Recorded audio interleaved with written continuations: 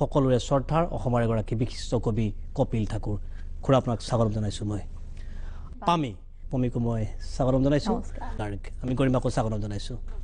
কিমানটা বছৰ হ'ল জুবিন গাৰ্গৰ মুখে জানিবলৈ মই বিচাৰিম মোৰ 47 হ'ব 47 কমপ্লিট হ'ব 48 বছৰত ভৰি দিব জুবিন গাৰ্গে বিগত 48টা বছৰত জুবিন গাৰ্গে নিজৰ জীৱনটোক ইতিহাসটোক কেতিয়াবা লুটিয়াই চোৱাৰ চেষ্টা চলাইছেনে লুটিয়াই চাবলৈ আচলতে সময় পোৱা নাই তেনেকুৱা মানে কি অশ্বমেধ ঘোঁৰা টাইপ দৌৰি আছোঁ আৰম্ভ কৰিলোঁ যিদিনাৰ পৰা মানে প্ৰফেচনেলি সৰুৰ পৰা বাৰু মিউজিক চিউজিকত সেইবিলাকতে জড়িত আছিলোঁ কিন্তু প্ৰফেচনেলি যেতিয়া আৰম্ভ কৰিলোঁ 90 চন মানৰ পৰা তাৰপিছত আৰু ঘূৰি চাবলৈ সময় পোৱা নাই আৰু তাৰপিছত কেনেকৈ ইমান দিন পাৰ হৈ গ'ল গমেই নাপালোঁ মই পিতৃ ওচৰলৈ আহিব বিচাৰিম 48 বছৰ জুবিন গাৰ্গে ভৰি দিলে এই মুহূৰ্তত আপোনাৰ অনুভূতি কি জুবিন বেচিকেলি একোৱেই পৰিৱৰ্তন হোৱা নাই সি সৰুতে যেনেকুৱা আছিল এতিয়াও বেছিভাগ কাম আৰু কথা তাৰ তেনেকুৱাই চুলিবিলাক পকিছে কিন্তু চুলিবিলাক পকিছে সেইটো বয়সৰ চিহ্ন বয়সৰ এটা ইনচিগনিয়া থাকি যায়তো আৰু সেইটো থাকিবও লাগিব তো সি পৰিৱৰ্তন এইকাৰণে হোৱা নাই বুলি কওঁ মই কিবা এটা মাতিলে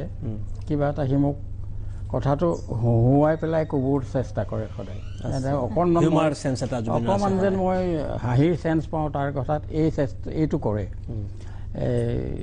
সেই কথাটো তাৰ পৰিৱৰ্তন হোৱা নাই আৰু এটা কথা কামবোৰ কৰোঁতে কাৰো পৰামৰ্শ নলয় নিজে যিটো ভাল দেখে কৰি যায় আৰু নিজে ভাল বেয়াটোও জানে তেওঁ কৰা কামবোৰত যিটো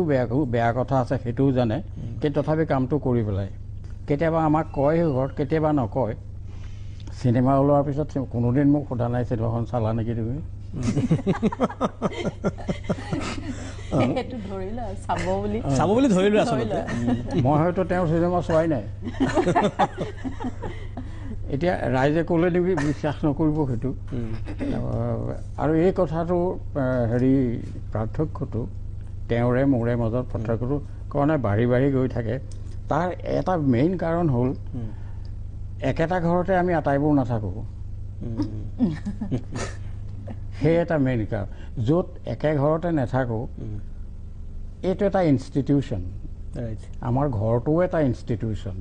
ইয়াত এজন মানুহ বাহিৰত থাকে দুজন ক'ৰবাত থাকে দুজন আমুকত থাকে এই হিচাপে যদি চলে এই ইনষ্টিটিউশ্যনটো চলিবনে এইটো আপোনাৰ আক্ষেপ নিশ্চয় আক্ষেপ নহয় এইটো পৰিৱেশ এটা যে গোটেই পৃথিৱীত বা ভাৰত